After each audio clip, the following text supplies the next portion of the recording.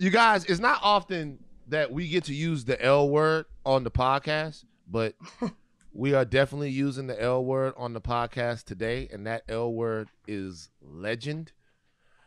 Oh, we have an absolute legend in his field on the podcast today. Katt Williams, who is the star of The House Next Door, Meet the Blacks 2, joins us today on Higher Learning. Brother, we are pleased to have you. Thank you. What a fine introduction, man. Thank you so much. And thank you, Rachel, as well. So when I say that, when I describe you as a legend in comedy, do you feel like that's an apt description of Katt Williams? No. Legendary, yeah.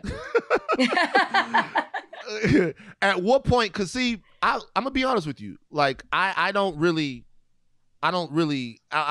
know what that's like. At what point did you look up at yourself and was like, "Yo, I'm one of the greats to do this ever. I'm one of the best at this of all time, and nobody can take it away from me." During the pandemic. Oh, it was during the pandemic. Really? Okay. Why do you say that? Yeah. Mm-hmm. Well, I have been working on humility for this last portion of my life. Those of us that go through the commandments, there's some that we're just not good at. Patience and humility were things that I needed to work on, and that's what I worked on. By the same token, though, it's bad for our community, for our business, if we act like the good people in our business are the villains, because then it means that our villains are somehow put on a pedestal as good guys. And in our business, it's the body of work that speaks to what you are in our field, the quality and the quantity of the work that you put out. And so based upon that is why I accepted the L word, just because the work has been put in, just because the content that's put in, the care has been there, the fact that the things hold up over time. And because you are a legend, what is your take on the current state of comedy right now? Like, especially in regards, because I don't know if I've heard you talk about it, just like with cancel culture and comedy and people feeling like they can't be them true selves on the stage. What's your take on all that? I'm a guy in the game that appreciates that there has to be bounds. Cancel culture is not really a thing. See, cancellation doesn't have its own culture. This was a part of people of color's culture, and we needed something that would police our people that were being trashed and physically, mentally, and financially raped in our business by people that were wealthier and bigger than them. And then they were able to sweep their small voices under the rug. And that's what cancel culture was for, was to make sure that there was a recompense for whatever action you did. So I'm not one of those people that thinks it's a bad thing. I'm not really sure who we think got canceled that shouldn't have been. So you have to understand that when things evolve, you either evolve with it or you evolve against it. And there is no such thing as that. I don't want to call somebody something that I shouldn't call them, when if I had known that, I could have found something else to call them. You understand? So nobody likes the speed limit, but it's there for a reason. Nobody wants to be on the shoulder of the road because it's bumpy, but that's to wake you up to get back in lane. And most people that are complaining about not having anything to say didn't have anything to say in those years when they could say whatever they wanted to. They didn't make it then either. Yeah, no. I'm gonna be honest with you. I was not expecting that answer from you, brother, because you've always said whatever you wanted and been there. And I talk to a lot of comedians and I have comic friends, and it seems to be kind of a running narrative amongst the comic community that they feel a little shackled by what it is that they can and cannot say these days. You hear everybody talking about it. Right, because because I'm not that outspoken for the sake of being outspoken. They say that I'm outspoken because no one pays me. So I don't have in 9, 10, 11 specials, I don't have anybody that put up money to see Katt Williams be successful or took him out on the road and exposed him. This was me financing, writing, doing every set for 16 100 city tours. Like, this was our same entity doing this. So we don't have to be beholden to entities because we've not taken anything from any entities. Just because there are bad elements doesn't mean that you can now say, yeah, you can't, you scared to say anything now. What did you think you were saying before? Those jokes weren't famous. Those ones when you could say whatever you wanted, you know what I mean? So you can expect me to have a different answer to the questions that people have agreed upon, because that's what makes me a legendary comic, is that if you line me up with 100 other comics, I'm not going to say what 99 comics said. And that's where you get a legendary status in comedy. Is it me or you? It's you. It's okay. you. Thank you, Katt. Thank you, Rachel. I saw where Saweetie was talking, and she was talking, I don't know, she might be talking Breakfast Club or something like that.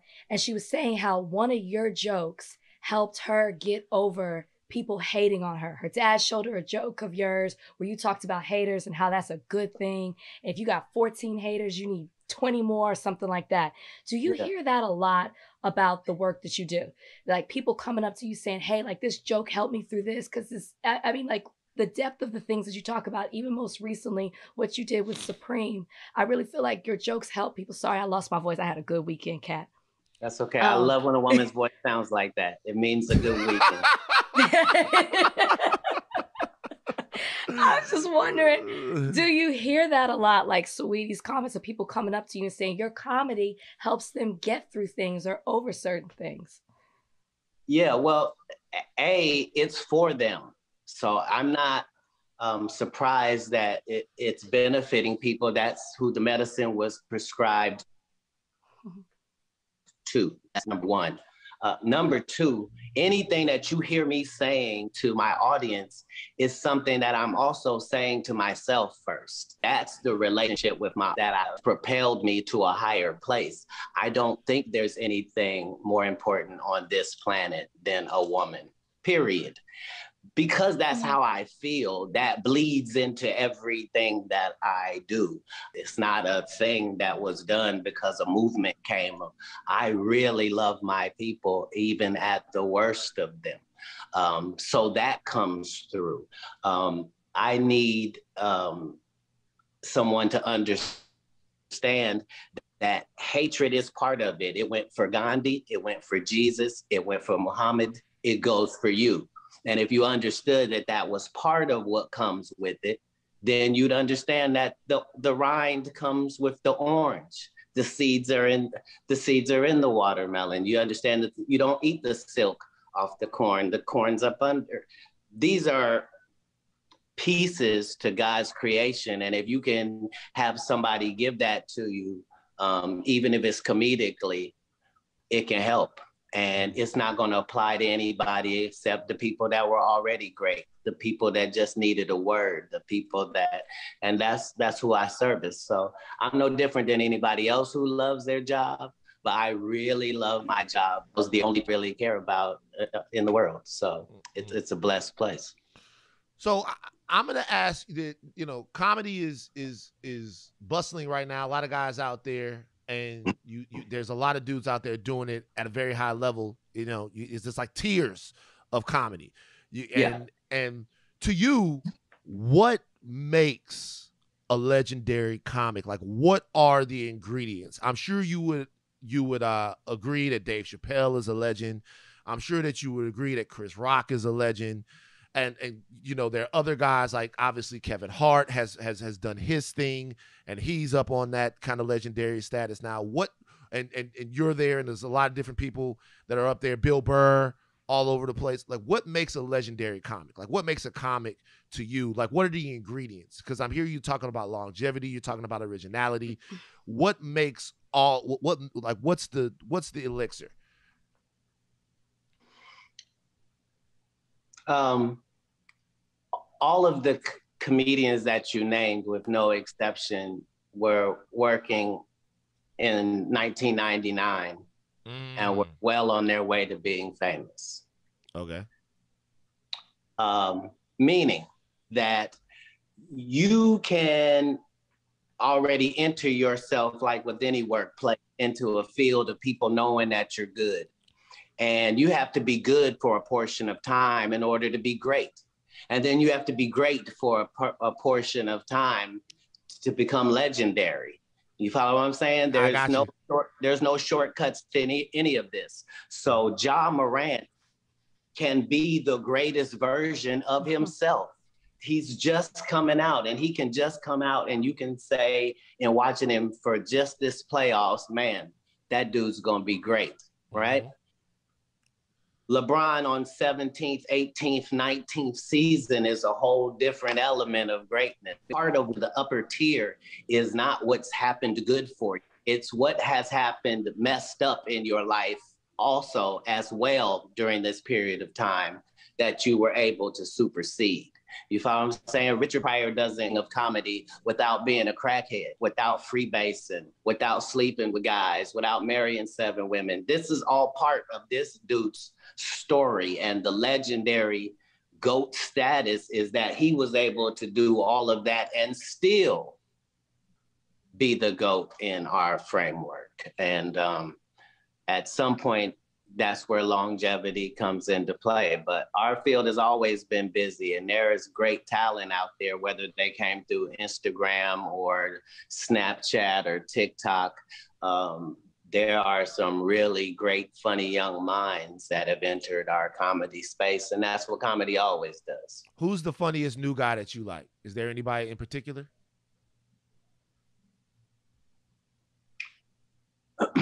Well, we would have to quantify new guy. Okay. Only because, you know, in comedy and stand-up especially, you can be doing this thing for 5 to 7 years and still consider yourself and be considered a new comic. Okay. A lot of these Billy Sorrells and delays have only recently gotten the status that they think, and the issue becomes, okay, let's say you do have it. You've got the crown. Well, part of the rest of this is how you carry it, how you hold it, and how long you keep it up there. And so that's what the Tony Bakers and the Tahirs and that's what these new guys bring to that forum is, you know, Kev on stage. These guys are giving you different variations of our craft, and that's important as well. Mm-hmm. Katt, does it bother you when people make certain assumptions about you because of something that they've read or they think they know? Or like even most recently when you were talking to Fat Joe and he was talking to you about comedians and drugs and how he perceives that. Does that bother you when you hear stuff like that? I'm empowered by a lot of the things that bother me. It's hard for me to complain about the fuel. I have in the past allowed those things to be said just because I don't really mind people being dumb, and dumb people aren't part of my fan base. So if you wanted to believe that Katt Williams was anything negative, then first and foremost, you should be able to beat him. So even if he was all the things that you labeled him with, it doesn't explain how he outworks you on a consistent basis in every lane, movies, TV, stand-up. As a person, he looks better. A lot of the things don't add up, but they're done by the system purposely. So if they can't find something positive to say about you, they will find negative things to say. And apologies and things are not even built in our system. So in our system, it's a part of a thing to say, this person was charged with these crimes. But there is no part of the system that makes those same people come back out and go, the charges were dismissed because the guy was innocent. And we should have never subjected it. None of that ever comes about. And at the end of the day, it's easier for people to believe bad things about you. To believe good things about a person means an investment in character. It's much easier to go, yeah. He sweats on stage, drugs. The other way would be, maybe that's the only guy on stage not wearing makeup. I don't know. I don't need to lead the witness. Feel however you'd like to feel. I have eczema. I'm performing for ladies who want to see me sweat their hair out. I don't have the concern of penises because that's not my fan base. And when I said that, people were like, he thinks he's got the most female fan base. My fan base is 86% female. Is that enough? Does that not already put them blessed amongst the men? I'm thankful that they're talking. Back in the day, they used to say, all press is good press. They stopped saying that. They used to say, well, just be worried when they stop talking about you. But yeah, longevity works with rumors really well. So look, there's a Katt Williams clip that I watch all the time. And I don't know if people are going to be mad at me for saying that this is the one that I watch all the time. Because it was very controversial. Oh, it wasn't very controversial. It was so a couple of years ago, you went on V103 in Atlanta. Do you remember that? And that's a good one. Yeah, that's a good one. And it was, and this right here, and I want people to, when you watch the clip, watch the stages leading up to what happened. Everybody's having a good time. People are going back and forth, and then for some reason, the signals get crossed, and you can tell on Katt's face that he felt like somebody was coming for him. And the lady's name was Wanda, and she was a comedian down there in Atlanta. And Katt just, what, am I wrong about that? Am I saying enough wrong? Yes. Okay, yes. Tell me. Two of those things are wrong. Okay, and they shade the whole thing. Okay, so, tell me what happened. Tell me what happened. Because this is a legendary viral moment of Katt roasting a female comedian, a Katt roasting, I shouldn't say female, a Katt roasting a comedian that was the co-host of Frank Ski's show. Oh, he's shaking his head. No. Okay, what happened? Okay, so there were two things at play. Okay. At play was, this was not my moment. This was not supposed to be my moment. This was supposed to be another comedian, Red Grant. Shout out Red Grant. His moment, right? Mm-hmm. This person comes to me and tries to make it, Katt, can't you say hi to your people? Atlanta loves you. I represent Atlanta, and you just won an Emmy for Atlanta. I don't want to talk about your personal life. I don't want to talk about your kids. I just want to big up you to my crowd. That's how this was set up. So automatically when she goes into kids and whatnot, it's already off the rails at that point. I'm telling her, ma'am, I've watched you and your response when my name is brought up on your channel. It was the fact that she went out of her way to say that wouldn't be the case. You follow what I'm saying? I don't do that at my comedy shows. I'm not a comedian that picks on the audience. That's not a part of my thing. Atlanta is famous for roasters, but I'm not a roaster. I'm a fighter. Also offended because I know the majority of female comics in this business. And I know that as a big time male comedian, you have to go out of your way to hire these female comics so that they're represented. And my fan base is female. So I make sure that I bring female artists for my fan base to see. That woman is not a comedian then or now. That woman was never that was nobody's favorite comic ever. Wasn't a comedian. That was a radio personality that used to come and do comedy shows and host and steal people's material. This was a hack. So there was no respect comedically. It was actually disrespect. And so that's how it was handled. My job was to use no curse words, to not demean her in any way. And if your husband pulls a pistol out on me, not make sure that he goes to jail for the rest of his life, destroying your family. These are the G things I have to do in these scenarios, because those type of people can never win in any scenario. Yeah, she definitely didn't win in that one.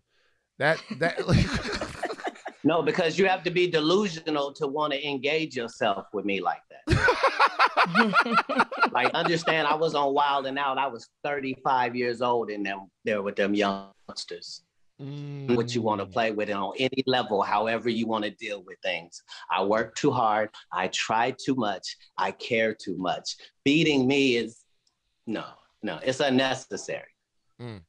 Would you, last question for me, because I know Rachel's got a couple. Would you ever see yourself doing a movie with Kevin Hart? Katt Williams, Kevin Hart, big time comic deal, linking up. When these people say these things to you, they're only saying these things for your reaction. They're saying that because that's what they want people to say. If you look back on their IMDb, you'll probably notice they already work. They have done movies, yeah. You follow what I'm saying? They probably had the movie 2 Minutes of Fame with me and Jay Farrow, and it was probably on the LOL network, and you decided to not be in the movie with your own art. Like, no, I don't do that.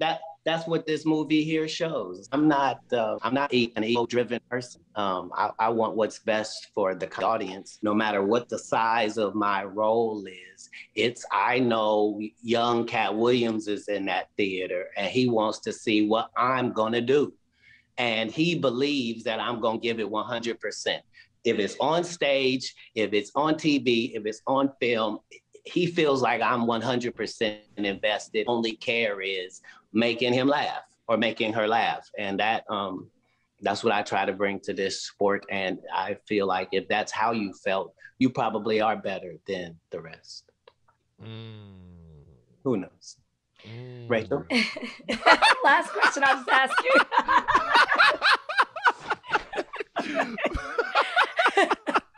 Katt, last question I'll ask you. My God. It's just, you've got the new movie, The House Next Door, Meet the Blacks 2. Please tell us about it, because it's coming out in theaters. I'm not sure when this is going to air, but it's coming out in theaters soon. So please shout out Deion Cole. Shout out the homie. And why we all should go out and see it.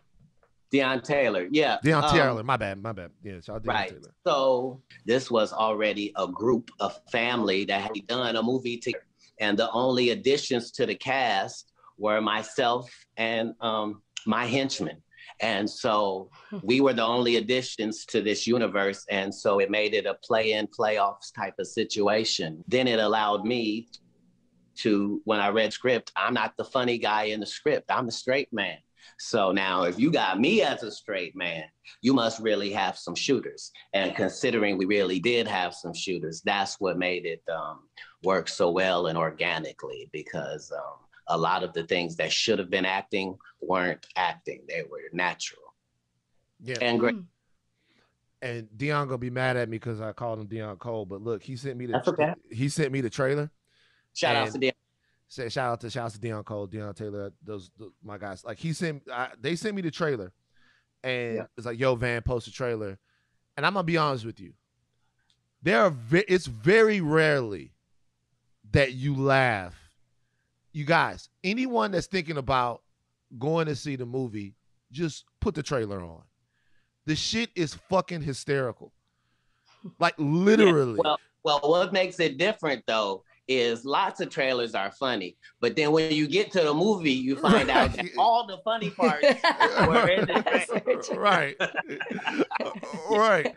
Yeah, this is not that scenario. And you say you're playing the straight man, but you're playing it so straight that is dumbass funny. Like he's being like he's like an elegant type of villain, this character. And it's so straight that is dumbass funny. Shout out to Duval, shout out to Michael and everybody that's in the movie. But I really cannot wait to actually go see the film. I can't wait. It's gonna be real funny, man. And it's good to talk to you. We haven't ever. Yes. The last time I saw you, you might not remember this. I was a TMZ cameraman, and I got a shot. You don't think I remember your meeting, bro? You don't think I?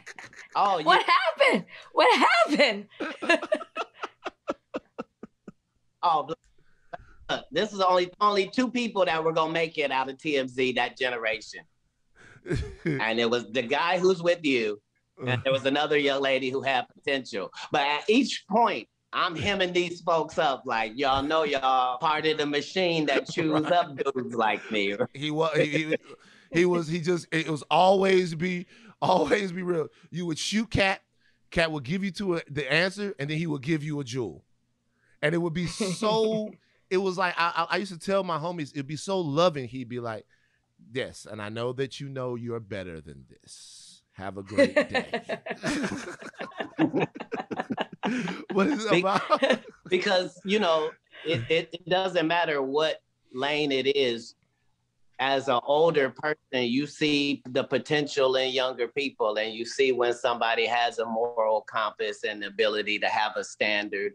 And you know when people are too good for stuff, but you understand what springboards are. You understand what stepping stones are. And so, you know, that's how far back we go. But that means that when I see it down the line, it makes sense, you know? So word up.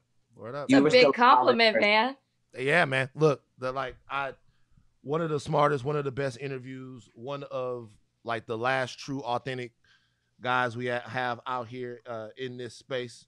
Happy to see you prospering and thriving, bro. Happy to see, absolutely. You know, you doing your thing, man, and embracing that legendary status, bro. So thank you for joining us today, Katt. Thank you. I appreciate it. Thanks for having me. Thank you so much. Take care. And Rachel, it's always a pleasure to talk to you. No matter what your voice is doing, it's a pleasure. Thank you so much. No problem. We have a very special guest on the line next. We are very pleased and we are so excited. This man's been all over the world. He's a huge star and you know him and you love him. My man, Katt Williams. What's going on, pimp? Good evening, ladies and gentlemen. Oh, man, we appreciate you coming on the show and talking with us real quick. What a pleasure to be here. Now, look, I know you've been all over the place lately. I know you've been real busy. So, man, just thank you for being on the Make It Matter show. This is not America's Next Top Model. Nah, man, this is the Make It Matter show with Super and DJ Hug. I mean, you all ready for the interview, right? Oh, I'm ready, player. All right, cool. Well, talk to us, man. How you feeling right now, homie? I'm just a little frustrated. Well, what's so frustrating, man? What's wrong with you? Don't try to act like something wrong with me. Whoa, easy. I'm just trying to ask a few questions. But this ain't fun. I'll slap your ass. Okay, I get it. So just tell me what you've been up to lately. Busy right now, working with a monster. Exactly what do you mean by that? I can't be everywhere at all times. Okay, but you have been in a little trouble lately. We've been hearing a lot of mixed things about you. These haters do not play fair. No, they sure don't. But you got to be careful these days, right? I'm not scared no more. I'm not just gonna keep being scared. I feel that, because you got to stand up for yourself. Praise the Lord. Amen. All right, so let's talk about the situation with the young man. You're out there in the hood, you're playing soccer. This ain't for play. I don't do this for fun. Okay, so when things first went down, what was going through your mind? I thought I was dreaming. And so you and the boy, you play the game, and then you can see in the video you guys are walking to the wall. What did he say to you? I am a boy. And I'm sure you were just quiet as a mouse, right? Wait a minute, I'm a pimp. You lost your mind. What the hell? Now in the video, we see you swing on him, you hit him in the mouth, and then he slaps that $1 million dream chokehold on you and takes you to the ground. What were you saying as he takes you down? Man down. 11:30. Pimp in distress. All right, then when you got back up, what was your first thought? My prayers have been answered. Now looking back on that whole situation, what do you think about that young man today? Poor little tank. What was that? Can you hear me now? Can you hear me now? Yeah, I can hear you. I can hear you now. So let me just ask straight up. After going through all this and all this drama and a lot of the things you've been going through lately, what's a word of advice Katt Williams would give the youth of America today? You lead a hole of water, player, but you can't make them think. You dig what I'm saying? All right, look, man, I know you're busy. I know you got to roll.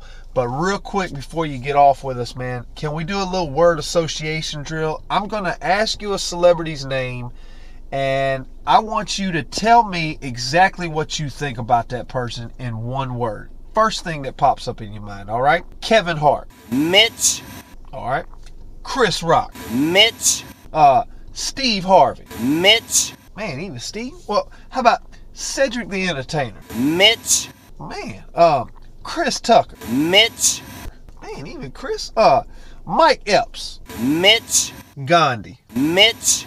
Mother Teresa. Mitch. Ellen DeGeneres. Mitch. Ice Cube. Mitch. Snoop Dogg. Mitch. James Vanderbeek. Mitch. Will Smith. Mitch. Lou Gossett Jr. Mitch. Lou Diamond Phillips. Mitch. George Washington. Mitch. Ben Franklin. Mitch. Dang. Well, I'm trying to think of somebody you do like, man. How about President Obama? Mitch. Jeez. What about DJ Hud? Mitch. How about me? Mitch. Oh, man, that's messed up. Well, look, I got a few more questions, all right? I'm tired of your presence. Dismissed. Now, let's think about this.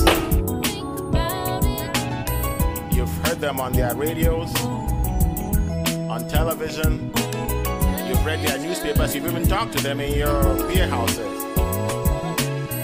What do they call us? They call us Anglo fools. They call you Anglo fools. And they've called all of us BR friends. Are we BR friends? They call us enemies in their house. That's not the truth. The truth is they stole our rights. You know that. They destroyed our wealth. Call us Cameroonians. We are Amazonians.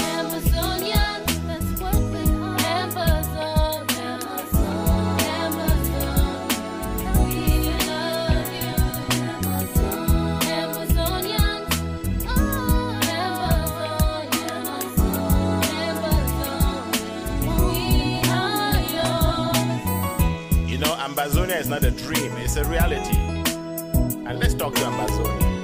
Ambazonia, you were lost and abused. Now you are found. We have found you. We pledge our lives to set you free, forever free. We won't let you down. And this is our promise to you. Nobody can ever take this promise away, and we will not budge one step back.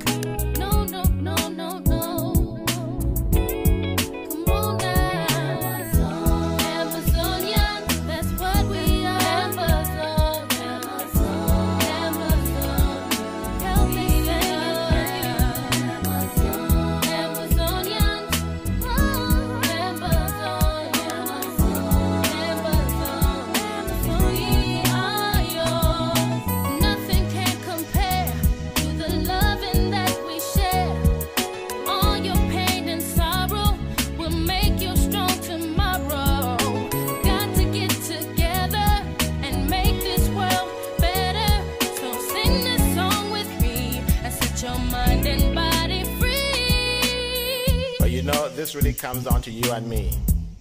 You have to join our pledge and play your part. It's my part and your part to make it. You and me will set it free, because freedom is the word. Don't let them lie to you. There's nothing else but freedom. Freedom is our right, and in that right is our liberty.